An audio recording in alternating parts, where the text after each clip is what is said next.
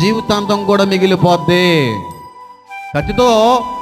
కత్తి వల్ల వచ్చిన గాయం, కత్తి వలన కలిగిన గాయం, బ్లేడ్ వల్ల కలిగిన గాయం, గొడ్డల వల్ల కలిగినటువంటి గాయం, ముళ్ళు వల్ల కలిగినటువంటి ఒక గాయం, లేదంటే బల్లెముతో కలిగినటువంటి గాయానికి కొన్ని రోజులు మానిపోతుంది, నెమ్మదిగా పుండు అంతా కూడా మానిపోయి నార్మల్ అయిపోతుంది. కానీ నోటి మాట మూలంగా కలిగేటువంటి గాయం మాత్రం జీవితం సరిపోద్ది. కొన్ని గాయాలు మానవ, ఆ గాయాల్ని కలుగు చేసేది ఒక మనిషి యొక్క మాటే.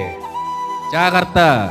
ఇష్టానుసారమైన రీతిలో మాట్లాడుతున్నారేమో ఇతరులతో, నోటికొచ్చినట్టుగా మాట్లాడుతున్నారేమో, నీ నోటి మాటను బట్టి ఇతరులని బెంగకు గురైపోతున్నారేమో, నీ నోటి మాటను బట్టి ఇతరులు నిరుత్సాహాన్ని బారిన పడిపోతున్నారేమో, కేవలం నీ నోటి మాటను బట్టి ఇతరుల యొక్క హృదయాలు చెదిరిపోతున్నాయేమో, చాలా ఇబ్బంది పడిపోతావు. ఖచ్చితంగా దేవుని దృష్టిలో నువ్వు హంతకుడితో సమానమే. నరకాగ్నికి పాత్రుడు అయిపోతావు. జాగ్రత్త.